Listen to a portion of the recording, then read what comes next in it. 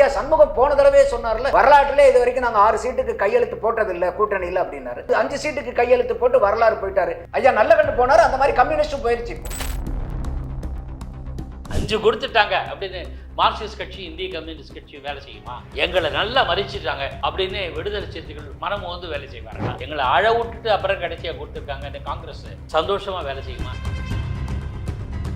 அப்ப திமுக கூட்டணியில் இருக்கிற யாரும் உங்களை வளர்ந்து விடாம நசுக்குறாங்கன்னா இதுக்கும் சனாதனம் காரணம் போவாரா? இதுக்கும் சங் பரிவார் காரணம் போவாரா? அப்ப திமுக கூட்டணி எல்லாம் சங் பரிவாரனுடைய கூட்டணியா?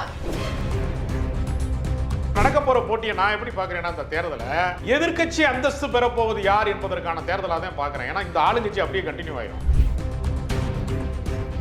2021 அமித்ஷா வந்தாரு, டிடிவி தினகரனை சேர்த்துக்கோ, அப்போ அன்றைய சூழல்ல சொன்னார், சசிகலாவை சேர்த்துக்கோ அப்படி இப்படின்னு சொன்னார். சரி அப்படியா, ரைட். வெளியில வந்தோடனே யாரையும் சேர்த்துக்க மாட்டோம்னு சொன்னார். 60 சீட்டு அப்படின்னு பாஜக சொன்னாங்க. தமிழ்நாட்டில் இருந்த பாஜக ஒன்றும் சொல்லலை, 20 வச்சுக்கோ போயிட்டு வா. இதே தான் அவரோட செயல்பாடு இருக்கு. ஜெயராஜ் பெனிக்ஸ் வழக்கு எடுத்துக்கலாம். நேற்றுக்கு தான் தீர்ப்பு வந்துச்சு, அவங்க குற்றவாளின்னு சொல்லி தீர்ப்பு வந்துச்சு. அந்த வழக்கை நம்ம ஹேண்டில் பண்ண விதம் ஒன்று இருக்குல்ல, எதிர்கட்சியாக இருக்கும்போது. ஆனால் இன்னைக்கு மானாமதுரையில் நடந்த அந்த ஆகாஷுடைய படுகொலையை நம்ம பெருசாகவே எடுத்துக்கல. அதிமுக ஒன்று செஞ்சா அதை பார்க்குற பார்வை எடுத்துக்கல, சட்ட நடவடிக்கை எடுக்கவில்லைன்னு சொல்லிக்கலாம். இந்த அளவுக்கு அரசியல் பண்ணோமா? இடத்துல திருடு போயிடுச்சுன்னா அப்புறம் தான் போலீஸ் வரும். முத நாளே ஏங்க போலீஸ் வரலன்னு கேட்கறத வந்து நீங்க எப்படி எதில் சேர்ப்பீங்க? நீங்க நடவடிக்கை எடுத்தாங்களா எடுக்கலையா அப்படிதான் நீங்க பார்க்கணும். நடவடிக்கை எடுத்திருக்கிறார்களா இல்லையா? அந்த நடவடிக்கையின் மூலமாக என்ன மாற்றம் நடந்துச்சு தானே கேள்வி. வந்து 25 அதிகாரப்பூர்வமாக பதிவாயிருக்கு. ஆனா 37 மாதிரி சொல்றாங்க. ஆட்சியெல்லாம் ஒண்ணு கூட நடக்கல இல்லையா? இந்த ஆட்சி இதோட கூடுதலாக எல்லா ஆட்சியிலும் நடக்குங்கிற போல ஒத்துக்கிறோம். நம்ம 24 வழக்குல சம்பந்தப்பட்ட அந்த நபர்களுக்கு உரிய தண்டனை கொடுத்திருந்தா 25 நடந்திருக்குமான்றதான் இங்க கேள்வி. நீட்டுனால பாதிக்கப்பட்டவர்களுக்கு ஒரு நிவாரணம் தான் அது நிரந்தர தீர்வு அல்ல. நீட்டு விலக்கு பெறுவதுதான் நிரந்தர தீர்வு. எப்ப பெறுவோம்? அது நாங்க இந்தியா கூட்டணி வெற்றி பெற்றிருந்தால் நேரம் அதை இந்த வந்து பெற்றிருக்க முடியும். அது நடக்காததுனால தள்ளி போகுது. பாராளுமன்ற தேர்தலில் கொடுத்தீங்க நீட்டை ஒழிக்கிறேன்னு. 2021 சட்டமன்ற தேர்தலுடைய வாக்குறுதி. அப்போ உங்க நாளுக்கு உங்களுக்கு எதுல திராணி இருக்குது இல்லைங்காம கூட அந்த அடிப்படை அறிவு கூட இல்லாம வாக்குறுதி கொடுக்குறீங்க. கூட்டணி பலமா இருக்குன்னு வேற அவர் பயன்படுத்துறாருல. யாரு? 2 பேருமே சொல்றாங்க இந்திய கூட்டணி பலமா இருக்கு. பலமா இருக்கும். பீகார்ல இருக்கும், எங்கேயாவது குஜராத்ல இருக்கும். தமிழ்நாட்டில எல்லாம் என்டிஏ கூட்டணிங்கிறது இத்து போன கூட்டணி. அதுக்கு வேலையே கிடையாதுங்க. நான் ஓப்பனா சொல்றேன். பாஜக தமிழ்நாட்டில் பிசாசு மாதிரி வளர்ந்து விட்டது சொன்னவர் துரைமுருகன். வர்றவனை பூரா கட்சி விட்டு விரட்டி விடுறது. செங்கோட்டையனா நீ கிளம்பி போ, தாவேகா போ. ஓபிஎஸ்ஆ நீ கிளம்பு, அதிமுக வேட்டி கட்டாத, நீ கார்ல கூட கொடியை கட்டாத. நான் எவ்வளவு பதவியே வேணாம், நான் வர்றேன். முடியவே முடியாது. தனக்கு வந்து முதலமைச்சர் பதவிக்கு முடிசூட்டிய சசிகலாவா யாருன்னே தெரியாது. அவங்க அதிமுகவே கிடையாது. டிடிவி தினகரன் அதிமுக கிடையாது என்று எல்லாரையும் வெளியேற்றியவர் வந்து பெரிய தலைவரா? எல்லாரையும் அரவணைக்கிற ஒரு பெரிய தலைவரா? அதிமுகவுடைய பலமான கூட்டணிங்கிற ஃபேக்டர் தான் உங்களை இத்தனை பேரையும் அரவணைக்கக்கூடிய சூழலை உருவாக்கி இருக்குன்றதுதான் விமர்சனம். ஏங்க விஜய் வந்து ஒரு வெத்து வேட்டு.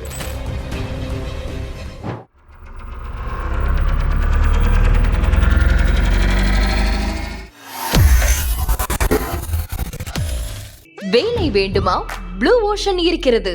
10th 12th டிப்ளமோ டிகிரி படித்தவர்களுக்கு உணவு, தங்குமிடம், இஎஸ்ஐ, பிஎஃப், இன்சூரன்ஸ் உள்ளிட்ட சலுகைகளுடன் அனுபவத்திற்கேற்ற நல்ல சம்பளம் 15,000 முதல் 30,000 வரை. பெண்களுக்கு முன்னுரிமை. 2,000க்கும் மேற்பட்ட வேலை வாய்ப்புகள் உள்ளன. இப்போதே தொடர்பு கொள்ளுங்கள். Blue ocean.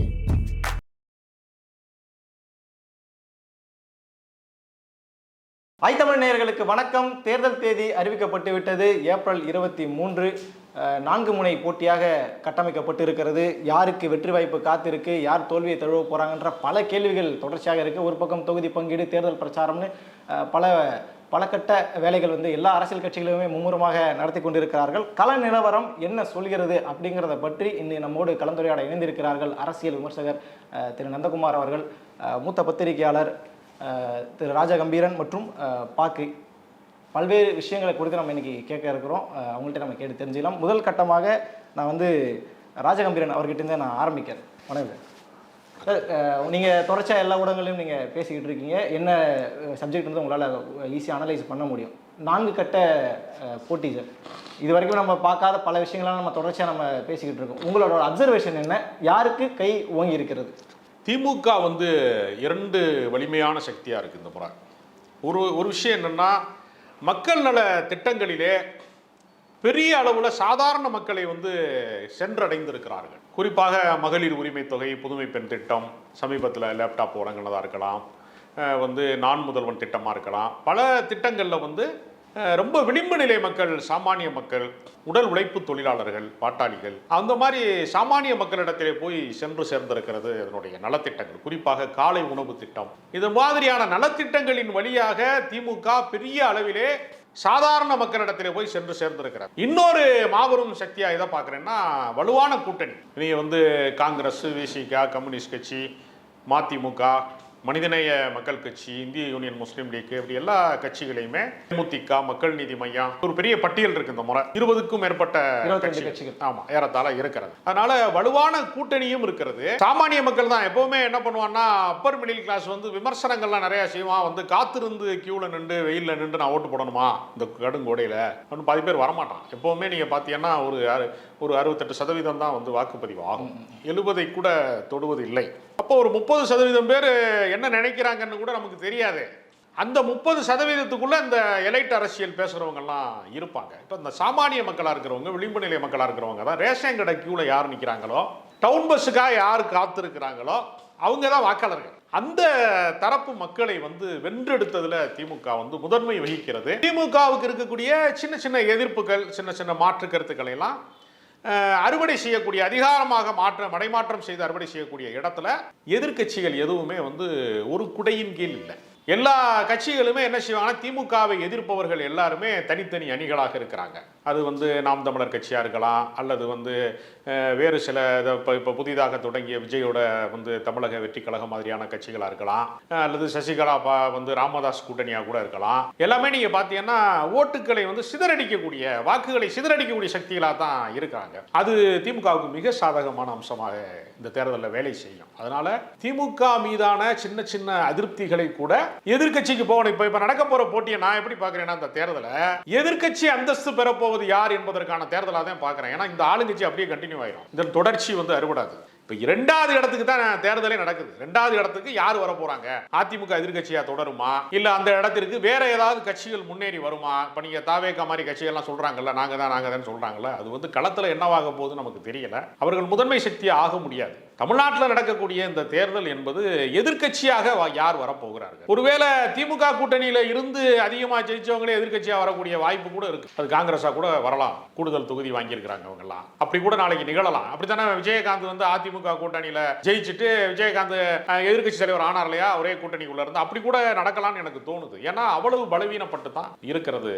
அதாவது தமிழ்நாட்டு அரசியலை பொறுத்தவரையில, மாநில அரசியலை பொறுத்தவரையில தேசிய கட்சிகளினுடைய தாக்கம் இருக்குல்ல, அது எப்பவுமே மாநில தேர்தலை வந்து பாதித்ததே கிடையாது. இவங்க என்டிஏ கூட்டணின்னு சொல்றவங்க எல்லாருமே என்ன செய்வாங்கன்னா, பாஜக வந்து பெரிய பூதாகரமான சக்தி, ஒரு அசுர வலிமை கொண்ட சக்தி அப்படின்லாம் சொல்லுவாங்க. அது இந்தியா முழுமைக்கும் கூட பொருத்தமா இருக்கலாம். தமிழ்நாட்டுக்கு அது பொருத்த முடியதா அல்ல.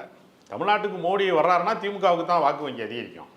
தமிழ்நாட்டுக்கு அமித்ஷா வர்றாருன்னா திமுகவுக்கு ரொம்ப ரொம்ப நல்லது. அதனால எல்லாரும் சேர்ந்து திமுகவுக்காக உழைச்சிட்டு இருக்காங்க. திமுக காரன் உழைக்கிறத விட திமுக எதிர்ப்பாளர்கள் வந்து திமுகவுக்கு அதிகமாக வேலை செய்யறாங்க இந்த தேர்தலில். சார், எங்களுக்கு வந்து திட்டங்களால நல்ல பெயர் இருக்கு. குறிப்பா வந்து சின்ன சின்ன அதிருப்திகள் எங்களை பெரிய அளவில் பாதிக்காது. அதே போல எதிர்கட்சியா யார் வரப்போறாங்கன்றதான் இங்க போட்டியாக நடக்குதுன்ற மாதிரி ராஜகம்பீரன் குறிப்பிடாரு இல்லையா?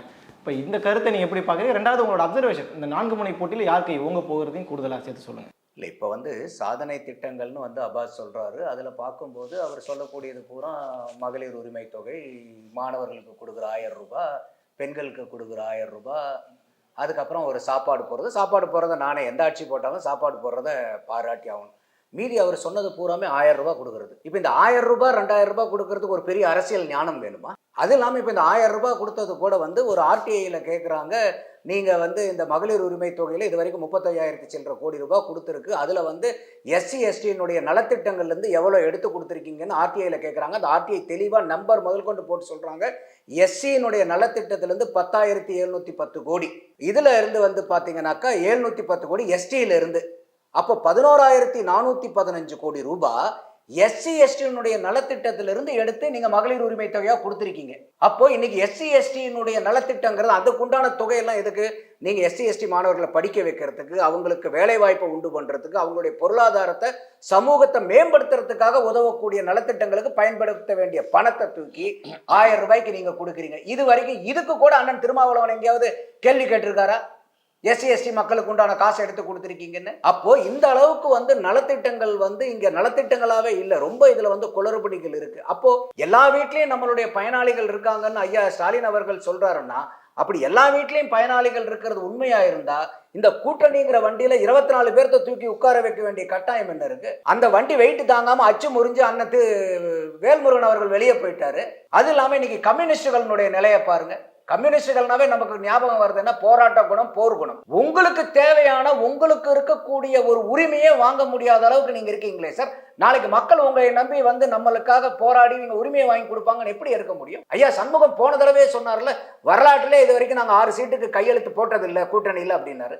இப்ப 5 சீட்டுக்கு கையெழுத்து போட்டு வரலாறு போயிட்டாரு.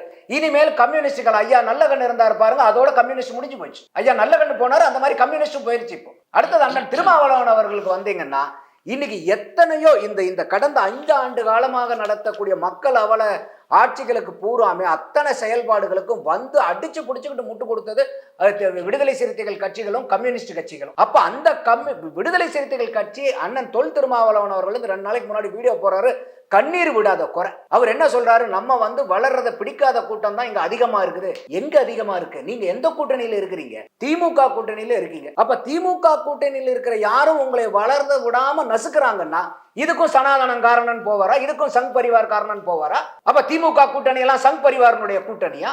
அப்போ என்ன நடக்குது இங்க? அப்ப அண்ணன் திருமாவளவன் அவர்கள் இன்னைக்கு பாண்டிச்சேரியில இதே அவர் ரோசப்பட்டு கோவப்பட்டு அவருடைய உரிமையை நிலைநாட்டுறதுக்காக ஒத்த சீட்டு தான் எங்களுக்கு கூட்டணினா வேண்டான்னு சொல்லிட்டு இன்னைக்கு 3 சீட்ல தனிச்சு நிற்கிறார் அண்ணன் திருமாவளவன் அவர்கள். தமிழ்நாட்டில் இந்த மாதிரி அண்ணன் வேல்முருகன் எடுத்த மாதிரி முடிவு எடுக்கிறதுக்கு அண்ணன் திருமாவளவன் அவர்களுக்கும் விசிகாவுக்கும் திராணி இருக்கா? அவங்களுடைய இளைஞர் அணி செயலாளர் சொல்றாரு, அண்ணன் இது பெருந்தன்மையா இதுக்கு ஒத்துக்கிட்டா கூட ஓட் டிரான்ஸ்பர் ஆகாதுங்கிறார். அப்ப ஏற்கனவே காங்கிரஸ் இவங்க கூட்டணி போட்டு வந்ததுக்கு அப்புறம் என்ன பண்ணார் ஐயா ஸ்டாலின் அவர்கள்? முச்சாச்சு அப்படின்னார். இப்ப கூட அப்பாஸ் சொல்றாரு, காங்கிரஸ் எதிர்கட்சியா வந்தா கூட ஆச்சரியப்படுத்துகள். ஐயா ஸ்டாலின் அவர்களே கையை காமிச்சு காங்கிரஸ் முடிச்சிட்டாச்சு அப்படின்ட்டாரு. இப்ப அதிமுக கூட்டணியில என்ன பிரச்சனை வரலாம் ஒரு வாய்ப்பு இருக்குன்னாக்கா, இந்த காங்கிரஸ் நிற்கக்கூடிய 28 தொகுதியில எங்களுக்கு தான் கொடுக்கணும்னு அந்த கட்சிகள் போட்டி போடும். என்ன காரணம்னா, திமுகவே அந்த காங்கிரஸ் கட்சியை தோக்கடிக்கும். கூட்டணி கட்சிகள் எங்கெங்க நிக்குதோ அத்தனை கூட்டணி கட்சிகளை இன்னைக்கு யாரும் சுபிச்சமா வேலை பார்க்குற அளவுக்கு இல்லை, கசக்கிட்டாங்க போட்டு.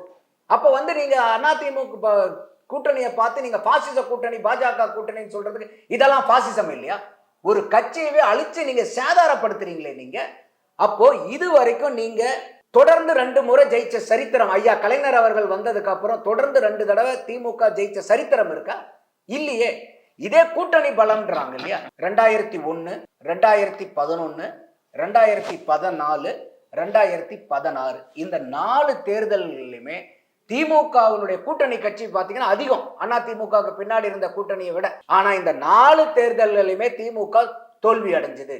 அப்போ நீங்க இன்னைக்கு தேவையில்லாம இத்தனை நீங்க கூட்டணியை சேர்த்தி இருக்கும் போது இது திமுகவினுடைய பலம் இல்ல, பலகீனம்.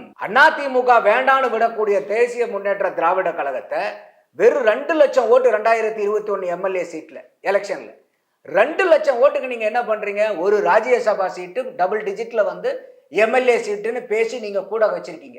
அதாவது ஐயா விஜயகாந்த் இருக்கும்போது கூட திமுகவை வீழ்த்தணும்னு எதிர்த்து நின்று களமாடுனாங்க.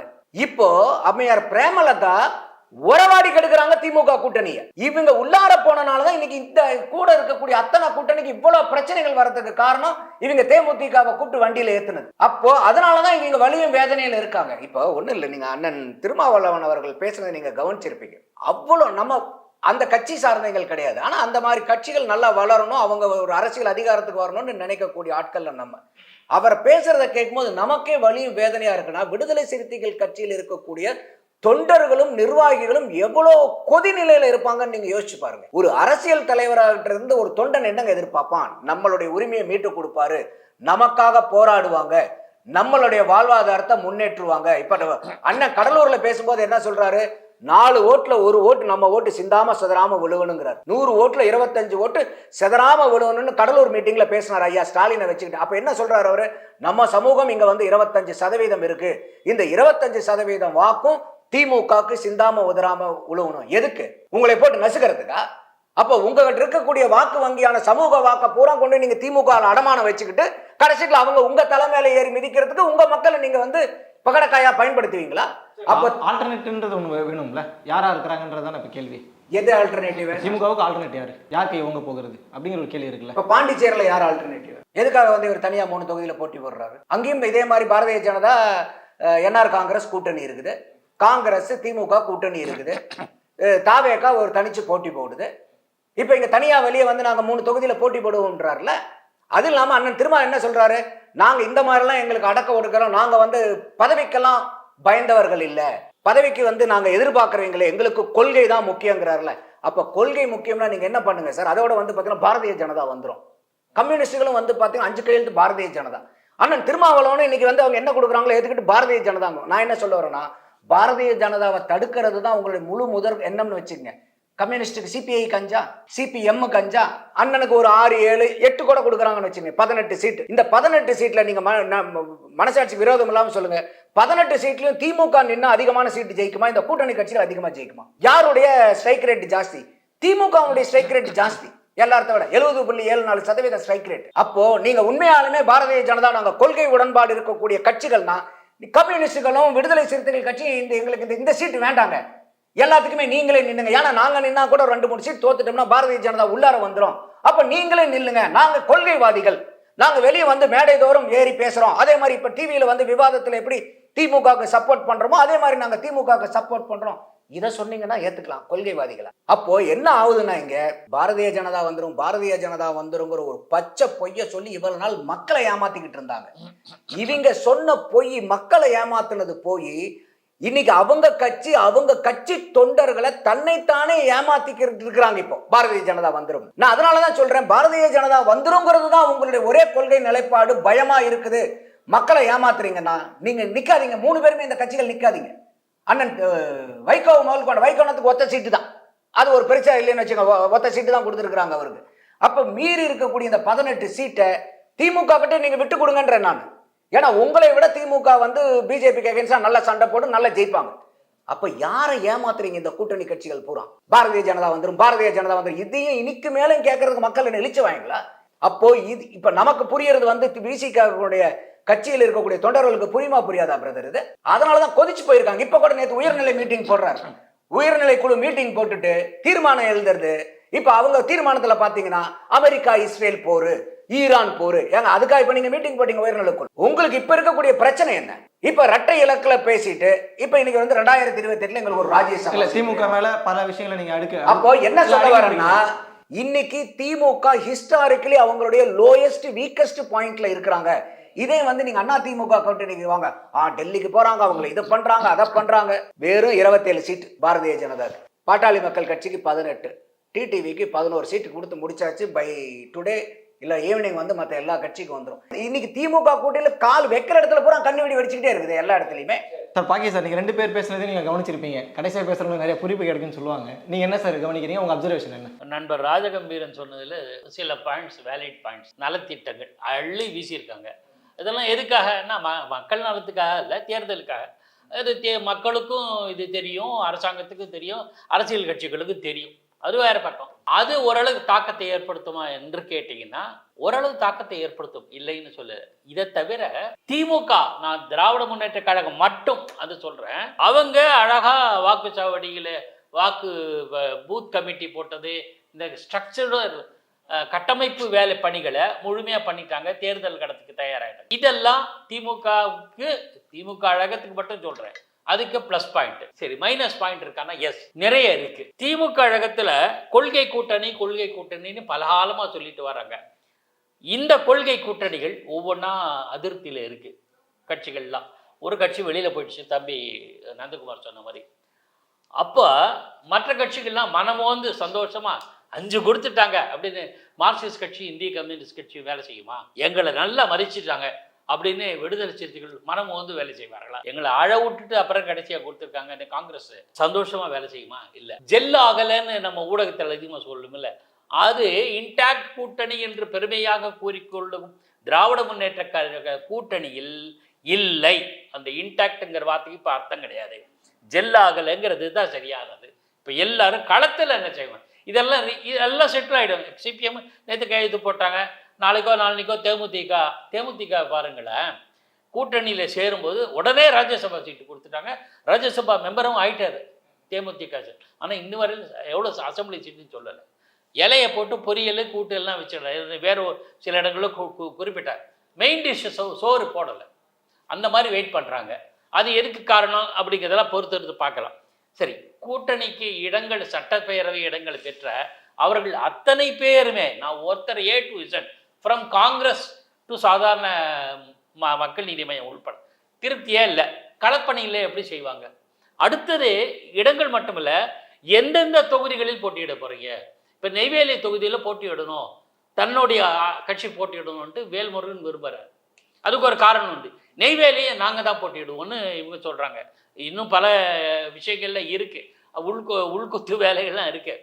காடுவெட்டு குருவுடைய மகள் அங்கே போட்டியிட போகிறாங்க. ஏன்னா அந்த பெல்ட்டை நாம் பிடிக்கணும் அப்படிங்கிறது. இன்னொரு பார்வையும் இருக்குது. நான் அதை இங்கே எனக்கு கிடைச்ச அரசல் புரசலாக தெரிஞ்ச தகவலையும் சொல்லிடுறோம்.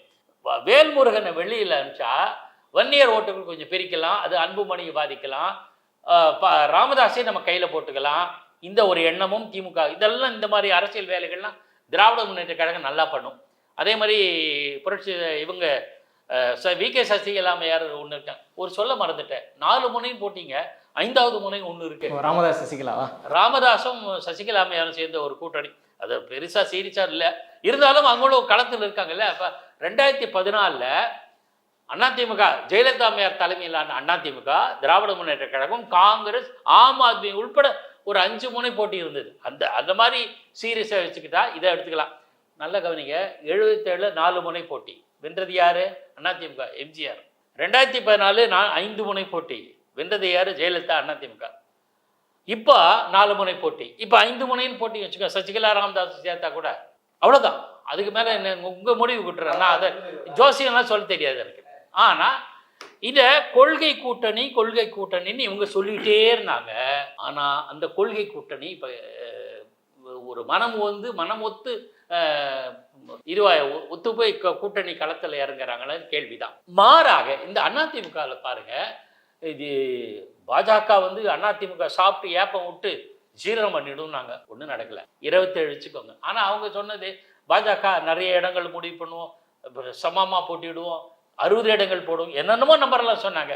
எடப்பாடி பழனிசாமி ஒன்று சொல்லு. எடப்பாடி பழனிசாமிகிட்ட இருக்க ஒரு நல்ல ஒரு பழக்கத்தை நான் கவனிச்சேன், அப்சர்வ் பண்ணேன். 5 வருஷமா பார்க்குறேன். பெருசாக எதிர்க்க பலூன் மாதிரி பெருசாக ஊதுவாங்க, பெருசாக தெரியும். பல பேர், நான் பேரை கூட சொல்ல விரும்புகிறேன், அரசியல் களத்தில் எடப்பாடி ஒன்றும் பண்ண மாட்டார், ஒரே ஒரு குண்டு ஸ்வீச் அப்படி குத்திடுவார், முடிஞ்சு போச்சு. அந்த மாதிரி பதிலெல்லாம் பேச மாட்டார், பேட்டி கொடுக்க மாட்டார், அதெல்லாம் கிடையாது. 25 போன முறை 2021 அமித்ஷா வந்தார், டிடிவி தினகரனை சேர்த்துக்கோ, அப்போ அன்றைய சூழலில் சொல்கிறேன். அதே மாதிரி சசிகலாவை சேர்த்துக்கோ அப்படி இப்படின்னு சொன்னார்.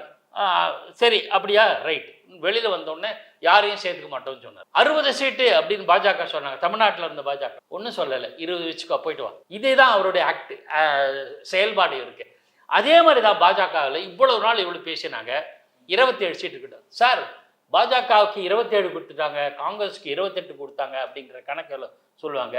காங்கிரஸ் தனித்து நின்றால் எவ்வளோ பர்சன்டேஜ் வாங்கும் யாருக்குமே தெரியாது, மர்மம். ஏன்னா 2014 தனித்து போட்டிட்டாங்க, மக்களவை தேர்தலில் எவ்வளோ வாங்கினாங்க. ஸோ பர்சன்டேஜ் அந்த கட்சி பெருசாக தமிழ்நாட்டில் ஒரு காலத்தில் ஆண்ட கட்சி, மாற்று கருத்தே கிடையாது. தேசத்தையே ஆண்ட கட்சி, மாற்று கருத்தே கிடையாது. சக்தி வாய்ந்த கட்சி, பெரிய பெரிய தலைவர்கள் இருந்தாங்க. ஆனால் இப்போ அதனுடைய நிலைமை தனியாக ஜெயிக்க முடியாது. பாண்டிச்சேரி மாதிரி 1-2-3 இடங்கள். அந்த கட்சிக்கு 25 குறைய மாட்டோம் அப்படின்னு சொன்னவங்களுக்கு 28 அள்ளி கொடுத்துட்டார் திராவிட முன்னேற்ற கழகம் கொடுத்துட்டு. இங்க எவ்வளோ கேட்டாலும் 27 தான். இத்தனைக்கும் பாஜக தனித்து மக்களவை தேர்தலில் சந்தித்து ஒரு கணிசமான வாக்கு சதவீதம் பெற்றது. அதை விட புள்ளி விவரம் சரி தப்பு அதெல்லாம் சொல்லுவாங்க. நான் அதெல்லாம் இல்லை, வளர்ந்து இருக்கிறதா இல்லையானா சர்டிஃபிகேட் எங்கேருந்து எடுக்கிறேன்னா துரைமுருகன் கிட்டேருந்து எடுக்கிறேன். பாஜக தமிழ்நாட்டில் பிசாசு மாதிரி வளர்ந்து விட்டது சொன்னவர் துரைமுருகன். நிச்சயமாக கடந்த ஆண்டுகளில் அவங்க களப்பணி ஆற்றியதெல்லாம் மகத்தான அவங்களுக்கு பலன் கிடைச்சிருக்கு.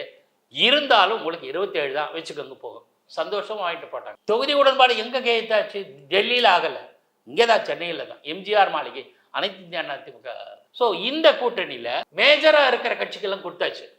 பாமகவுக்கு, பாஜகவுக்கு, அமமுக மூன்றுக்கும் இடங்கள் ஒதுக்கி. சின்ன சின்ன கட்சிகள், புதிய நீதி கட்சி, ஐஜேகே, அப்புறம் ஜான் பாண்டியனோட தமிழக மக்கள் முன்னேற்ற கழகம், என்ஆர் தனபாலனுடைய பெருந்தலைவர் மக்கள் கட்சி, ஜி.கே. வாசனோட தமிழ் மாநில காங்கிரஸ், இந்த மாதிரி கட்சிகளுக்கு 1, 3, 5, 6 அதுக்குள்ள முடிஞ்சிடும். அதெல்லாம் டக்கு டக்கு டக்குன்னு பேசி முடிச்சிடலாம். பேச்சுவார்த்தையே ஒரே நாள் 24 மணி நேரத்தில் முடிஞ்சு போச்சு தொகுதி உடன்பாடு.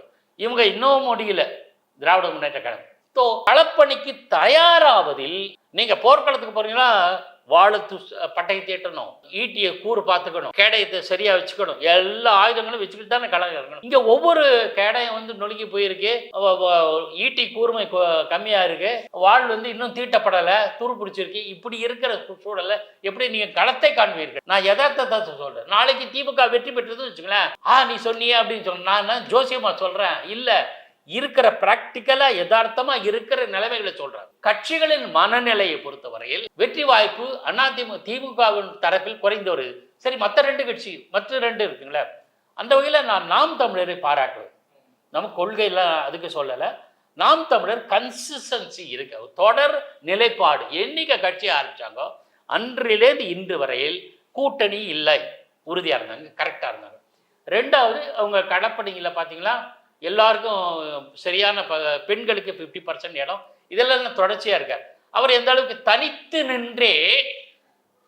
நின்றே சதவீதத்தை, வாக்கு சதவீத உயர்த்தி மாநில கட்சியாக அங்கீகாரம் பெற்றிருக்கிறது, விடுதலை சிறுத்தைகள் பெற்றிருக்கு. ஆனால் தனித்து நின்று அல்ல, கூட்டணியில் இருந்துதான். ஸோ அவங்க ப்ரூவ் பண்ணணும், வாழ்த்துக்கள், வரவேற்போம், அது வேற விஷயம்.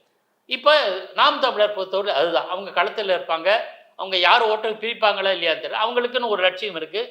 எனக்கு கிடைத்த கடந்த தேர்தலில் எனக்கு கிடைச்ச தகவலை இப்போ அது அப்டேட் ஆயிருக்கான்னு தெரியாது, திராவிடத்தை விட தமிழ் தேசியத்தை விரும்புபவர்கள் எண்ணிக்கை அதிகமாக இருப்பதாக சென்ற முறை கிடைத்த தகவல். இப்போ தெரியாது, நான் அதையும் சேஃபாக சொல்லிக்கிறேன், அப்டேட் ஆகலை. அந்த தாக்கம் இருக்கும். அப்போது இளைஞர்கள் தான் அத்தனை பேர், அது ஒன்று. இப்போ அடுத்த பிளேயர் தாவேகா முதல்ல காங்கிரஸோடு போகுமா, இல்லை நாம் தமிழர் வரவேற்றார் நாம் தமிழரோடு போகுமா, அல்லது திமுக பிள்ளையார் சொல்லி போட்டாச்சுன்னு எடப்பாடி சொன்னார் அந்த பக்கம் போகுமா, அப்புறம் பாஜக கூட விரும்பிச்சுன்னு சொன்னாங்க அந்த பக்கம் போகுமா? எதுவுமே இல்லை. அவர் ஒரு வகையில் விஜயும் முதல்லேருந்தே எங்கள் தலைமையில் கூட்டணின்னு சொன்னார். இப்போ ஒரு மிகப்பெரிய கட்சி ஒன்று புதுவையில் தாவேகாவோட கூட்டணி சேர்ந்துருக்குது, அது பேர் என்ன, நேசம் மக்கள் கழகம். அது ஒரு முதல் முறையாக தமிழக வெற்றி கழகத்துக்கு ஒரு அணி அமைக்கப்பட்டு ஒரு கட்சி சேர்ந்திருக்கு. ஸோ அவங்களுக்கு, அதாவது அவங்க பெரிய கட்சிகள் தாவேகாவை தேடியதாக பரவலாக பேசப்பட்டது, இடம்பெறவில்லை.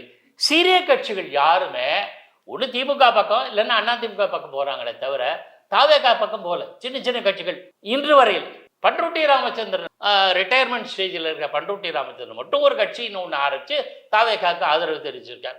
3 ஓட்டு வந்துடும். அவருடைய பண்ருட்டியார் மனைவி, அவருடைய மகன் 3 ஓட்டு வந்துடும் நினைக்கிறேன். என்னுடைய பார்வை பண்ருட்டி மேலே I have the greatest regards, intellectual, மாற்றுக்கிறது இல்லை. அரசியல் கடத்தை பொறுத்தவரை என்னோட பார்வை சொல்கிறேன். ஸோ தாவேகா சரி யாரும் சின்ன கட்சி இல்லை. ஆக சின்ன கட்சிகள் வரலைன்னா என்ன, அவரே மகத்தான வெற்றி பெறுவார்னா தெரியாது. ஏன்னா அவருக்கு இருப்பது ரசிகர்கள் தானே, அவரில் இவங்க தொண்டர்கள் இல்லை. எம்ஜிஆர் காலத்துக்கு நிலைமை வேற. எம்ஜிஆர் காலத்தில் அவர்களுக்கு ரசிகர்களாகவும் அரசியல்வாதிகளும் இருந்தார்கள். எம்ஜிஆர் மன்றத்தை சேர்ந்தவர்கள் பெரும்பாலும் 90%, 99% திமுக ஆதரவாளர்கள். அவர் கழகத்தில் திமுகவில் இருந்தபோது அவர் அத்தனை பேருமே அதிமுக ஆனார். அவர் அமைச்சரவை தொடங்கும் போது, கட்சி அமைத்த போதோ MN Nambiar, RS Manohar, PS Veerappa எல்லாம் இல்லை. முழுக்க ஆர் எம் வீரப்பன், பண்ருட்டி நாஞ்சில் மனோகரன், இந்த மாதிரி அரசியல்வாதிகள், முழு நேர அரசியல்வாதி. அது மாதிரி விஜய் செய்வார்னு நான் எதிர்பார்த்தேன். நாஞ்சில் சம்பத்தும் செங்கோட்டையன் வந்தார். பட் அவங்களுக்கு ரோலே இல்லாமல் போச்சு. திரும்ப ஒரு 4-5 பேர் தான் ஊடகத்தில் வெளியாகுது. ஸோ அவங்களுக்கு எந்த அளவுக்கு அரசியல் புரிஞ்சிருக்குன்னு எனக்கு தெரியல. ஆகையினால அந்த கூட்டணி, அது ஒரு கூட்டணி அமைந்ததா இல்லையா தெரியல, அமையுமா இல்லையான்னு தெரியாது, களத்தில் எப்படி செயல்பட போகிறாங்கன்னு தெரியாது, களத்துக்கு தேவையான பணிகளை செய்கிறாங்கன்னு வாக்குறுதிகள் அள்ளி வச்சுட்டு பல வாக்குறுதிகள் கவர்ச்சிகரமாக இருக்கு, அது மட்டும் போதுமானு தெரியாது. ஆக இந்த நிலைமையில் இருக்கிற சூழலை பார்த்தா எடப்பாடி தலைமையில் புத்திசாலித்தனமாகவும் அவரே சொன்ன மாதிரி சைலண்டாக அமைதியாக அழகாக கூட்டணி அமையும் சொன்னார். அமைஞ்சிருச்சு. களப்பணியும் எடப்பாடி பழனிசாமிக்கு தெரியும் எப்படி ஆற்றுவது என்று. திமுகவுக்கு கவுண்டர் கொடுக்குற அளவுக்கு வலிமை பெற்றதாக இருக்கிறது. சார் ராஜகம்பீரன் சார், நீங்கள் 2 பேரோட கருத்தையும் கேட்டிருப்பீங்க. வெறும் 1000 ரூபாய் கொடுக்கறத பெரிய விஷயமா நீங்கள் பேசிகிட்டு இருக்கீங்கன்ற மாதிரி சொல்கிறாங்க. அதே போல் அதிமுக கூட்டணி ரொம்ப பலமாகவே இருக்குது. திமுக கூட்டணியில் அதிக கட்சிகள் இருந்தாலும் அத்தனை பேருமே அதிருப்தியில் இருக்கிறாங்கன்ற ஒரு ஸ்டேட்மெண்ட்டை சொல்கிறாங்க. கூடுதலாக பாக்கி சார் சொல்லும்போது திமுக ஆயுதங்கள் வந்து எல்லாமே உடஞ்சி போய் கிடக்கு அப்படிங்கிற மாதிரி ஒரு வார்த்தையை பயன்படுத்துகிறாங்க. நீங்கள் சொல்லியிருந்தீங்க இல்லையா, திட்டங்களால் நல்ல பேர் இருக்குன்ற மாதிரி ஒரு வார்த்தையை பயன்படுத்தியிருந்தீங்க. ஆன்டி இன்கம்பன்சின்ற ஒரு பிரச்சனை வந்து எல்லா ஆட்சியிலுமே இருக்கும். பட் திமுக ஆட்சியில் அதிகமாக இருக்குங்கிறது தான் இங்கே பலரும் வைக்கிற குற்றச்சாட்டு.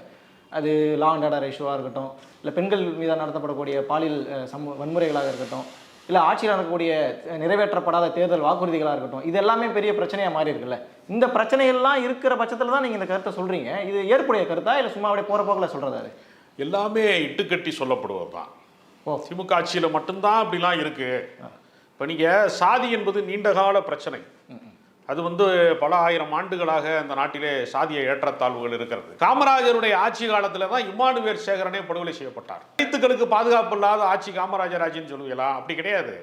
அவர் சாதிக்கு ஆதரவாக நிற்கல, சாதிய வன்கொடுமைக்கு ஆதரவாக அவர் நிற்கல. அவர் நீதியின் பக்கம் தான் நிற்கிறாரு. ஆனால் வந்து எல்லா காலத்திலையும் இது நிகழ்ந்து கொண்டே இருக்கிறது. இரும்பு பெண்மணி ஜெயலலிதா மாதிரி சட்ட ஒழுங்கை பாதுகாப்பவர் யாருமே இல்லை அப்படின்னு சொல்லி வர்ணிப்பாங்க பல பேர். அவங்க ஆட்சியில தான் நுங்கம்பாக்கம் ரயில் நிலையத்தில் பட்டப்பகல்ல வந்து மின்சார ரயில் நிலையத்தில் சுவாதின்னு ஒருத்தர் வந்து படுகொலை செய்யப்பட்டாங்க. அப்ப எல்லா காலத்திலையுமே சட்டம் ஒழுங்கு பிரச்சனை என்பது நடந்து கொண்டே தான் இருக்கிறது. அதனுடைய எண்ணிக்கை கூடும் குறையுமே தவிர இல்லாமல் போகாது. உலகம் தோன்றிய காலத்திலிருந்து கொலை எல்லாமே நடந்துகிட்டே தான் இருக்கு. அப்ப இது வந்து என்னன்னா, இந்த அரசு வந்து யார் பக்கம் இருக்கிறது? சாதியவாதிகள் பக்கம் இருக்கிறதா? யாரையா தண்டிக்க மறுக்குதா? வழக்கு போட மறுக்குதா? இப்ப நீங்க வந்து திமுக அமைச்சர்கள் சாதி பேசக்கூடிய மேடையில நிக்கிறது இல்லையா? யார் நிக்கல? திமுக அமைச்சர் நிக்கலனா இல்ல. நம்ம காலத்துல அதிமுக என்னென்ன குற்றச்சாட்டு ஜெயராஜ் பெனிக்ஸ் வழக்கு எடுத்துங்களேன். நேற்றுக்கு தான் தீர்ப்பு வந்துச்சு, அவங்க குற்றவாளின்னு சொல்லி தீர்ப்பு வந்துச்சு. அந்த வழக்கை நம்ம ஹேண்டில் பண்ண விதம் ஒன்று இருக்குல்ல, எதிர்கட்சியா இருக்கும்போது. ஆனா இன்னைக்கு மானாமதுரையில் நடந்த அந்த ஆகாஷுடைய படுகொலையை நம்ம பெருசாவே எடுத்துக்கல. அதிமுக ஒன்று செஞ்சா அதை பாக்குற பார்வை எடுத்துக்கல. நான் சட்ட நடவடிக்கை எடுக்கவில்லைன்னு சொல்லிக்கலாம். இந்த அளவுக்கு அரசியல் பண்ணோமா? ஏங்க சட்ட நடவடிக்கை எடுக்கிறாங்கல்லங்க. நீங்க யாரு ஜெயராஜ் பெனிக்ஸ் வழக்கா சிபிஐ கையில மாத்தந்தே முதல் கட்டமாக அவங்க வந்து மறுத்தாங்க. அதெல்லாம் அது போலீஸ் படுகொலை நம்மளே மறுத்திருக்கோம். அண்ணா சிறுமி விவகாரத்தை நம்மளே மறுத்திருக்கோங்க.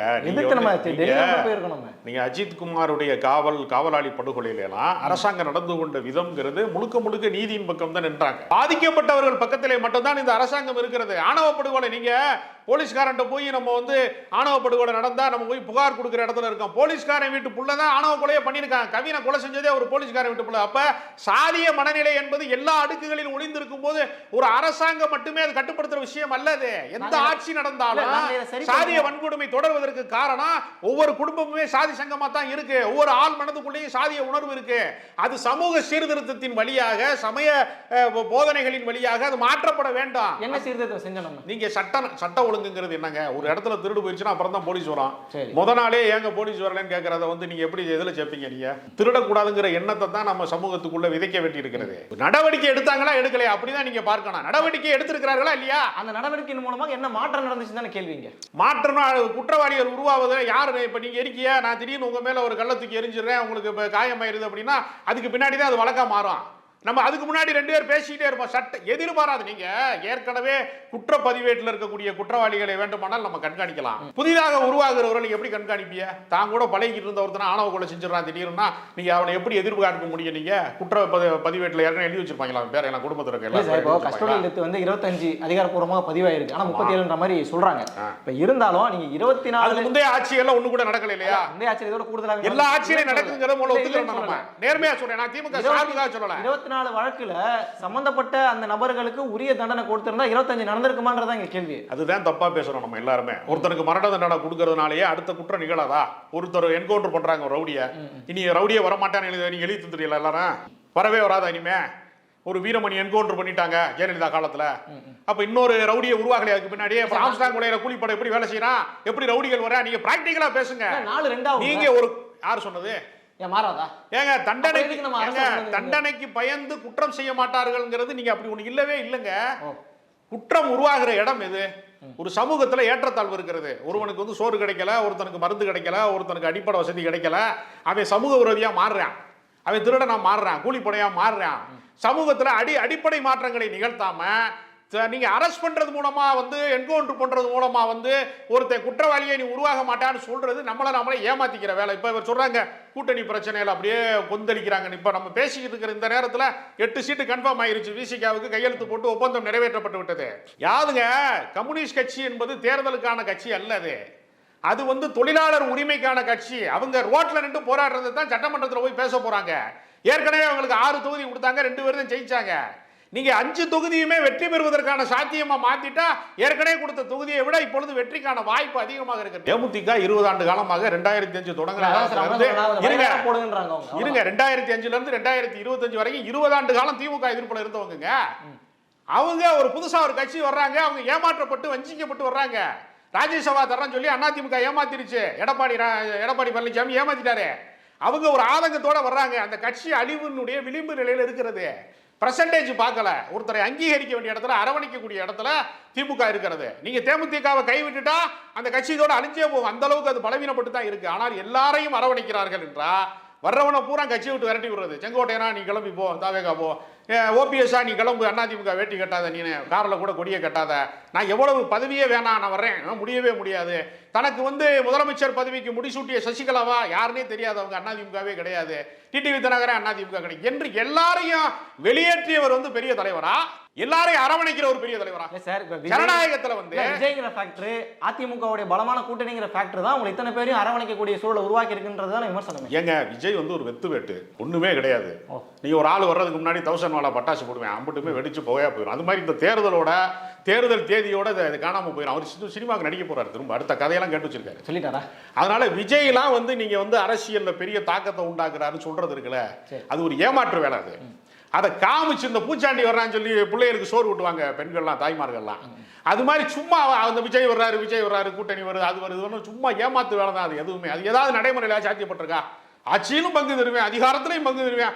வீட்டு பக்கம் ஆபீஸ் பக்கம் ஒருத்தன் கூட வரலையே. லெட்டர்பேடு கட்சி வச்சிருக்கிறேன் கூட ஒருத்தன் கூட போகலையா? தமிழ்நாட்டில் 200 கட்சி லெட்டர்பேடு கட்சி இருக்கு. எவனுமே பனையூர் பங்களா பக்கம் போகவே மாட்டேங்கிறான். அரசியல் தெரிந்தவர்கள் யாருமே விஜய் பக்கம் போகல. அரசியல்னா என்னன்னு தெரியாத ஒரு விசில் அடிக்கிற கூட்டம் போறான். அது வந்து ஒரு பெரிய தாக்கத்தை உண்டாக்கும்னா இவ்வளவு பேர் தமிழ்நாட்டில் அரசியல் அறிவு இல்லாமல் இருக்கிறாங்கிறத வெட்ட வெளிச்சமாக்க உதவியதே தவிர அந்த கட்சியில இருந்தே ரஞ்சனா நாச்சியாரெல்லாம் கிளம்பி திமுக தான் வர்றாங்க. அப்ப அவர்களுக்கு தெரிகிறது எங்கு அரசியல் இருக்கிறது, எங்கு வெற்றி இருக்கிறது, எங்கு தேர்தல் களம். அப்புறம் நந்தகுமார் திடீர்னு ஜோசியரா மாறிட்டார். திரும்ப 2 முறை திமுக ஆட்சிக்கு வந்து இந்த ஜோசியை ஏற்கனவே சொல்லிட்டாங்கல்ல, ஸ்டாலினுக்கு கட்டம் சரியில்லைன்னு சொன்னவங்க தானே எல்லாருமே. சொன்ன முறை திமுக வந்துகிட்டு இருக்கான். இப்ப நந்தகுமாருக்கு எதிர்காலத்தில் திமுக ஒரு வாய்ப்பு கிடைக்கும் நினைக்கிறேன். கட்டம் சரியில்லைன்னு சொன்ன முறை திமுக தான் வருவாங்க. கூட்டணி பலமா இருக்குன்னு வேற அவர் பயன்படுத்துறாருல. யாரு? 2 பேருமே சொல்றாங்க என்டிஏ கூட்டணி பலமா இருக்கு. பலமா இருக்கும், பீகார்ல இருக்கும், எங்கயாவது குஜராத்ல இருக்கும். தமிழ்நாட்டில எல்லாம் என்டிஏ கூட்டணிங்கிறது இத்து போன கூட்டணி. அதுக்கு வேலையே கிடையாதுங்க. நான் ஓப்பனா சொல்றேன், அது ஒரு கூட்டணியே கிடையாது.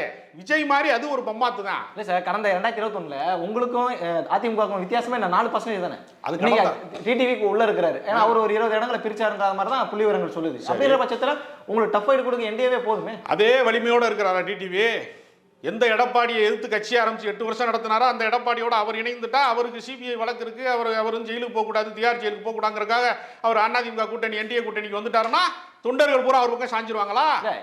கடந்த காலத்துல கடுமையான விமர்சனங்கள் எல்லாம் ஓபிஎஸ் மேல வச்சோம். அவரை சேர்க்கும் போது நமக்கு நல்லா இருக்கு. ஓபிஎஸ் வந்துங்க பாதிக்கப்பட்டவர், பாஜக ஏமாற்றப்பட்டவர், வஞ்சிக்கப்பட்டவர், என்டிஏ கூட்டணியினால ஏமாற்றப்பட்டவர். அவர் சுயேட்சையா போய் தனியா போய் வந்து ராமநாதபுரத்தில் நிக்கிற போதே 3.5 லட்சம் ஓட்டு வாங்குறாருங்க. அவர் ஒரு சக்தியே கிடையாதுன்னா அப்புறம் எப்படி 3.5 லட்சம் ஓட்டு வாங்குவார் அவர் ராமநாதபுரத்தில் போய்? அவருக்குன்னு ஒரு வாக்கு வங்கி இருக்கிறது. அவர் நீங்க இல்லைன்னா ஜெயலலிதாவால் அங்கீகரிக்கப்பட்டு அவர் சிறைக்கு போகிற காலத்தில் அல்லது அவர் இறந்து போன காலத்தில் 3 முறை இடைக்கால முதலமைச்சராக இருந்த ஒரு ஓபிஎஸ் அவர் வந்து அதிமுகவே கிடையாதுன்னு சொல்றீங்கன்னா அவரை அரவணைத்துக் கொண்டது திமுக, தேமுதிகவை அரவணைத்துக் கொண்டது திமுக. டார்ச் லைட்டை வச்சு இலவச தொலைக்காட்சி பெட்டியை உடைத்த கமலஹாசனை வரவேற்று அரவணைத்துக் கொண்டது திமுக. யாராவது வெளில போயிருக்காங்களா? வேல்முருகன் தானா வெளியில போனார், வெளியேற்றல. நீ கவனமா இருக்கணும். அதுல வேல்முருகனை வந்து திமுக வெளியேற்றல. அவர் என்ன செஞ்சாருன்னா நாம் தமிழர் கட்சியிலிருந்து பிரிந்து வந்தவர்கள், சீமான் வந்து ஒரு போலி தமிழ் தேசியவாதி, இது உருப்படாது இந்த கட்சின்னு நினைக்கிறவங்க எல்லாம் பெரும்பாலான பேர் வந்து தமிழக வாழ்வு உரிமை கட்சியில வேல்முருகனுடைய அணியில சேர்ந்துட்டாங்க. இவர் ஒத்த எம்எல்ஏ சீட்டுக்கு போயிட்டாரு அப்படின்னா அந்த கட்சியில் இருக்கிறவர்களுக்கு அது அதிருப்தியா மாறுங்கிறதுனால அவர் அதை நிராகரிக்கிறார். கூடுதல் வலிமை பெற வேண்டும் என்று அவர் நினைக்கிறார். ஏன்னா ராமதாஸ் மிகுந்த முதுமையில் இருக்கிறாரு, அங்கு அன்புமணிக்கு அவருக்கு தகராறா இருக்கு. வன்னியர் சமூகத்தினுடைய ஒரு ஒப்பற்ற தலைவராக, தனிப்பெரும் தலைவராக தான் வர வேண்டும் என்கிற ஒரு எதிர்கால இலக்கு திட்டம் வச்சு அவர் வெளில போறார். அவருடைய நோக்கம் என்னன்னா, நம்ம எம்எல்ஏ ஆகிறதுனால ஒன்றும் ஆக போறது இல்லை, அதுக்கு பதிலாக வன்னியர் சமூகத்தை நம்ம ஒன்று திரட்ட வேண்டும், தமிழ் தேசிய சக்தியில ஒன்று திரட்ட வேண்டாம், ஒரு மாபெரும் வலிமையான கட்சியா தன்னை மாற்றிக்கொள்ள வேண்டும் என்பதற்காக அவரு கெடு விதிச்சாரா இல்லையா? நீங்க திமுக ஆளுங்கட்சியா இருக்கு, மீண்டும் அதான் ஆட்சிக்கு வரும்னு எல்லாருக்குமே தெரியுது. அப்படிப்பட்ட சூழ்நிலையில அவர் ஒரு சிறு கட்சியா இருந்து கெடு விதிச்சாரா இல்லையா 24 மணி நேரம்? அப்ப அவருக்கு விருப்பம் இல்ல, அவர் வெளில போயிட்டாரே தவிர யாரையுமே இந்த கட்சி புறக்கணிக்கல.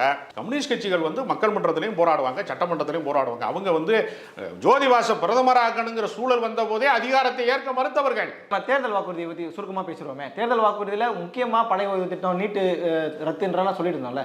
அதிமுக ஆட்சி காலகட்டத்தில் 7.5% இடஒதுக்கீடு கொண்டு வந்து குறைஞ்சபட்ச மாணவர்கள் உள்ள தள்ளாங்க. நம்ம என்ன சார் பண்ணோம்? எங்க எத்தனையோ கோச்சிங் சென்டர்லாம் வந்து நீட்டுக்கு வந்து ஒரு பக்கம் வந்து மக்கள் மன்றத்தில் போராடுறாங்க. கட்டணம் எதுவா எப்படி லட்சக்கணக்கான ஃபீஸ்ல இப்போ இல்ல பிரைவேட் சொல்லலங்க, அரசாங்கம் வந்து அரசு தேர்வு முறைகளுக்கு வந்து தயாரிப்பதற்கு நிறைய வந்து கோச்சிங் சென்டர் அரசாங்கமே நடத்துறாங்க. இல்லை சார், இப்போ 7.5 கொடுத்தாங்க, நம்ம அட்லீஸ்ட் ஒரு 10 மாத்திருந்தோம்னா 10ல் ஒரு 15 பேர் உள்ள போயிருப்பாங்களே, அந்த மாதிரி நம்ம எதுவும் பண்ணலையே. எங்க இல்லைங்க, அது ஒரு தற்காலிக தீர்வு தான். நீங்க சொல்றது வந்து நீட்டை விளக்குவதுதான் நிரந்தரமான தீர்வு. பாஜகவோட கூட்டணியில் இருந்துகிட்டே அதை எதிர்த்து பண்றது ஒரு சாமர்த்தியம். அது எதிர்த்து பண்றது இல்லைங்க, அதுக்கு கோச்சிங் ஆளை ஏத்துறதாங்க. அது ஆளை வந்து நீட்டுனால பாதிக்கப்பட்டவர்களுக்கு ஒரு நிவாரணம் தான். அது நிரந்தர தீர்வு அல்ல.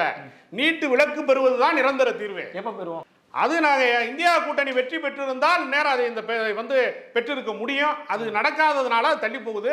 அதை நீங்கள் வேணா தமிழர்கள் மீது பெரிய பற்று கொண்டவர்கள், தமிழ்நாட்டின் மீது அக்கறை இருக்கக்கூடியவர்கள், அதிமுக காரங்க எடப்பாடி பழனிசாமி தான் பெரிய வித்தகராச்சா, கிங் மேக்கரா மாறிட்டார்லாம் சொல்றீங்கல்ல, அவர் கோரிக்கை வச்சு நிறைவேற்றி கொடுக்கட்டும். தமிழ்நாட்டுக்கு தானே நன்மை. நீட்டு தேர்வு ஸ்டாலின் எழுத போறாரு, உதயநிதி எழுத போறாரு, மக்கள் மாணவர்களுக்காக தானே கேட்கறான். தமிழ்நாட்டுக்கு நீங்க கோரிக்கை வச்சு நிறைவேற்றி கொடுங்க, என்டிஏ கூட்டணியில் நிறைவேற்றி கொடுங்க. உங்கள்கிட்ட தானே அரசாங்கம் இருக்கு, உங்கள்கிட்ட தானே அதிகாரம் இருக்கு, செய்யறதுக்கு துப்பு இருக்கான்னு கேட்கறாங்க. அவங்க இருக்கும்போது செஞ்சாங்க, நம்ம என்ன செஞ்சோம்ன்ற கேள்வி. இந்த இடத்துல அதிகாரம் வருகிற போது செய்வோம். இந்தியா கூட்டணிக்கு வலிமை வந்தால் செய்வோம். மத்திய அரசாங்கத்தினுடைய கட்டுப்பாட்டில் இருக்கா இல்லையா? நீட்டை வந்து நீக்குகிற அதிகாரம் ஸ்டாலினுக்கு கிடையாது. கச்சத்தீவை மீட்கிற அதிகாரம் ஸ்டாலின் மாநில முதலமைச்சருக்கு கிடையாது. மீனவ கடற்படை வந்து சிங்கள ராணுவத்தால் தாக்கப்படுவதை தடுக்கக்கூடிய ஆற்றல் அதிகாரம் வந்து கப்பற்படைக்கு இருக்கிறது, மத்திய அரசாங்கத்துக்கு இருக்கிறது, மாநில அரசு கிடையாது. இதையெல்லாம் மாநில அரசுக்கு நீங்க கொடுத்தீங்கன்னா பிரச்சனை தீர்க்கப்படும். நீங்க எல்லா அதிகாரத்தையும் மத்திய அரசாங்கத்திட்ட கூச்சு வச்சுக்கிட்டு எங்களை கொடுமைப்படுத்துறீங்க தான் நான் கூக்குரல் தான் போட முடியும், மக்கள்கிட்ட கோரிக்கை தான் எழுப்ப முடியும், சட்டப்பேரவையில் தீர்மானம் தான் போட முடியும், மசோதா தான். நீங்க அதை ஆளுநரை வச்சு முட்டு ஜனாதிபதியிட்ட கையெழுத்து போட மாட்டோம் சொன்னா அதுக்கு நாங்க என்ன செய்ய முடியாது? திமுக மீதான பழியை எப்படி சாட்டுவீங்க? அதிகாரம் இருந்தால் நீங்க கேள்வி கேளுங்க. முடியும் நினைச்சு அதிகாரம் முடிஞ்சான்னா இப்படிங்க, அதிகாரம் இல்லைங்க. தாசில்தார் போடுற கையெழுத்து நான் போட்டா சொல்லுமா? அதிகாரம் மாநில முதலமைச்சருக்கு இல்லைன்னு சொல்லிக்கிட்டீங்க. அப்புறம் மனசு இல்லைன்னா நாங்க போராடி கொள்கை போராட்டத்தை செய்கிறோம், சட்ட போராட்டத்தை செய்கிறோம். நீங்க வந்து சட்டப்பேரவையில் ஏற்றப்பட்ட தீர்மானங்களையே நீதிமன்றத்தில், உச்ச நீதிமன்றத்தில் வழக்கு போட்டு தானங்க உடனே செய்ய வேண்டியிருச்சு. இப்ப தானங்க ஆளுநரை வந்து அவரே போயிருக்கிறாரு, அகற்றி இருக்கிறாங்க. மத்திய அரசாங்கம் தமிழர்களை தொடர்ந்து வஞ்சிக்கிறது, தமிழ்நாட்டை வஞ்சிக்கிறது, நிதி ஆதாரத்தில் வஞ்சிக்கிறது. இவ்வளவு போராட்டத்துக்கு மத்தியில இவ்வளவு நலத்திட்டங்களை, இவ்வளவு ஆட்சி செய்ததே சாதனை தான். மீண்டும் நாம நந்தகுமார் சார்ட்டே கேட்போம். சார், நிறைய விஷயங்கள் நீங்க கேட்டிருப்பீங்கன்னு நினைக்கிறேன். பாலிசி வைஸாக நாங்கள் வந்து சாதிச்சிருக்கோம். அதே போல் ஆன்டி இன்கம்பன்ஸ்ன்றது ஏன் அதிமுக ஆட்சி காலத்தில் இல்லையான்ற ஒரு கேள்வியும் கேட்குறாரு. அது அவங்களுக்கு பெரிய வெற்றியை கொடுக்காதுன்ற மாதிரி தான் நம்மளால புரிஞ்சுக்க முடியுது. இதை எப்படி சார் புரிஞ்சுக்கிறது? எங்க கிட்ட பவரே இல்லையே, நாங்க என்ன பண்ணோம்? நீட்டை ஒழிப்பதற்கான அதிகாரம் அவ்வளவுதான். பவரே இல்லைன்ற நீட்டை ஒழிக்கிறதுக்கு பவரே இல்லைன்னு தெரிஞ்ச உங்களுக்கு நீங்க இதை வாக்குறுதி கொடுத்தது எந்த தேர்தலில்? இந்தியா கூட்டணி பாராளுமன்ற தேர்தலில் கொடுத்தீங்க நீட்டை ஒழிக்கிறேன்னு. 2021 சட்டமன்ற தேர்தலுடைய வாக்குறுதி. அப்போ உங்க நாளுக்கு உங்களுக்கு எதுல திராணி இருக்குது இல்லைங்காம கூட அந்த அடிப்படை அறிவு கூட இல்லாம வாக்குறுதி கொடு. இதுதான் உங்களுடைய அரசியல் புரிதலா? 76 ஆண்டு கால அரசியல் கட்சியா? தாசில்தார் கையெழுத்து வேற, என் கையெழுத்து வேறன்னு தெரியாதா? அப்ப நான் வந்தா தாசில்தார் கையெழுத்து போடுவேன்.